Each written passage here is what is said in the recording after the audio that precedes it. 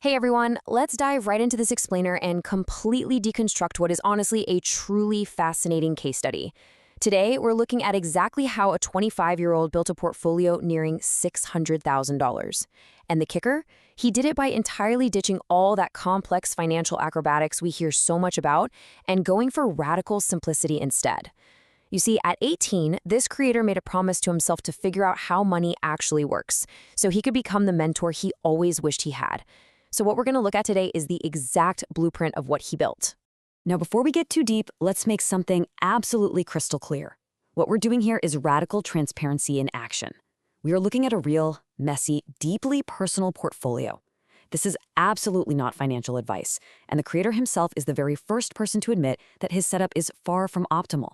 Past performance doesn't guarantee future results, so you always have to do your own due diligence. But honestly, what makes this so incredibly valuable for us is the raw honesty.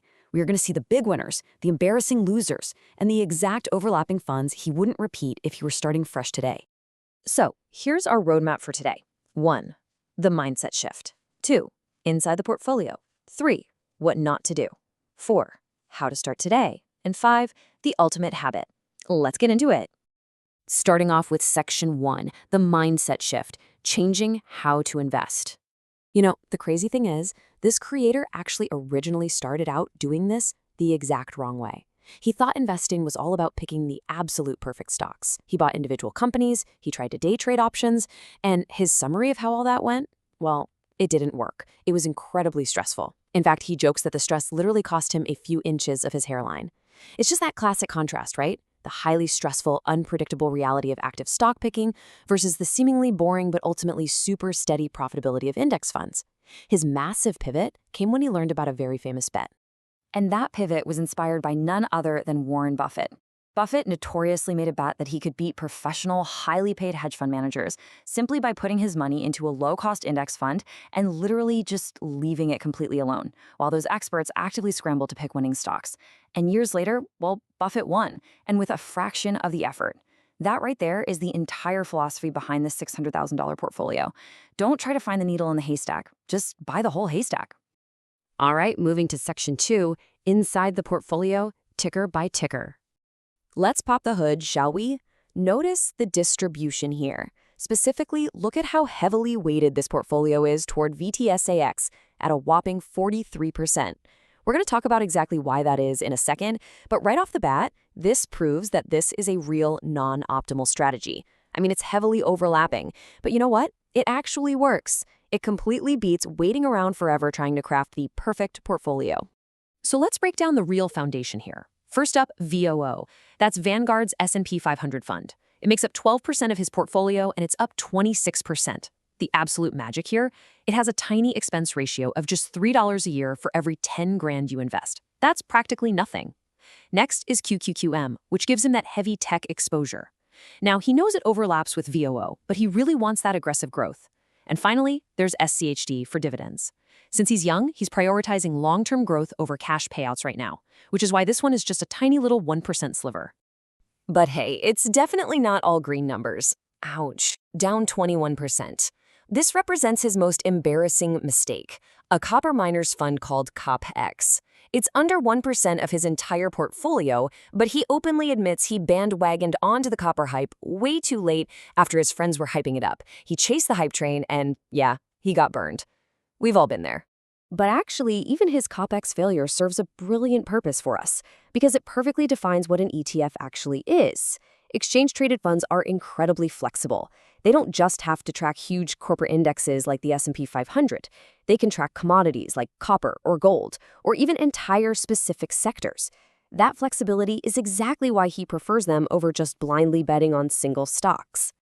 Rounding out the rest of the portfolio, we've got VTI, which is the total U.S. market, and that's up a massive 73% simply because he's held it the longest. To avoid betting solely on the U.S., he recently added VXUS for some international exposure. And finally, that massive 43% chunk we were looking at earlier, VTSAX. So why is it so huge? 2 words, sentimental automation. When he first started out, Vanguard only allowed hands-free automatic deposits into mutual funds. So he said it, completely forgot about it, and just let it snowball to $64,000. Amazing, right? Okay, on to section 3. What not to do. Strict money guardrails. Because knowing what to buy is only half the battle, right? Establishing guardrails is absolutely crucial. The creator has 3 hard and fast rules. First, no individual stocks as the core of the portfolio. His logic here is piercing. Picking stocks means you literally have to be right twice. You have to be right when you buy and right when you sell. And honestly, most investors vastly underperform a simple index fund over a decade. Second rule, no market timing based on the news. If he buys something, the plan is to dollar cost average and hold it for decades, completely ignoring the daily headlines. And third, no crypto as the foundation. He isn't anti-crypto by any means, and he holds some. But the absolute bedrock of his wealth strategy strictly relies on assets with decades of documented stress-free compounding. Section 4. How to start today. Actionable plans. Please, don't wait until you magically feel rich to act like an investor. Here's how this entire philosophy builds into an actionable plan depending on what's sitting in your bank account right now. He breaks it down perfectly. If you only have $100, your primary goal isn't wealth, it's just overcoming fear. Buy almost anything on a brokerage app. You are simply trying to become a person who invests and build that muscle memory. Doing it once makes it way less scary forever. If you have $1,000, you can really start compounding. You could dump it all right into VOO to keep it dead simple, or maybe do a 40-30-30 split with VOO, QQQM, and maybe some single stocks just to play around and learn.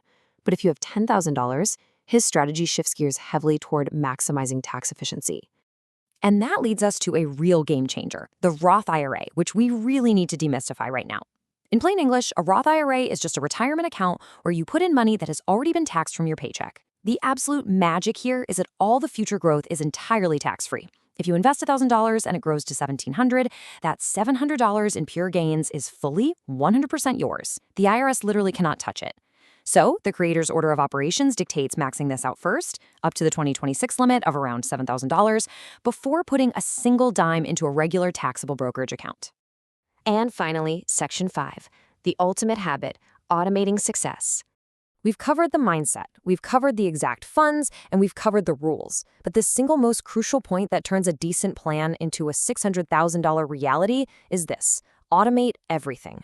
Remember that massive VTSAX position we talked about? It grew because he set it up to pull money directly from his bank account every single month without him ever lifting a finger. Setting up automatic transfers removes all the mental labor. You don't have to research, you don't have to agonize over whether today is a good day in the market, and you don't try to time anything. More importantly, it forces you to prioritize your investing, because that money leaves your checking account whether you feel like investing that month or not. He literally calls it one of the absolute best decisions he ever made. So there we have it, the blueprint, an imperfect, heavily overlapping, mostly ETF portfolio that's totally built on buying the haystack instead of looking for the needle. We've seen his embarrassing copper bet, and we've seen exactly how simple automation builds hundreds of thousands of dollars in real wealth. The mentor this creator wished he had at 18 would have shown him exactly this, a real, tangible portfolio that actually works rather than some theoretical perfect one that doesn't even exist. So I want to leave you with this final thought to chew on. What is literally stopping you from starting your own messy, imperfect portfolio today?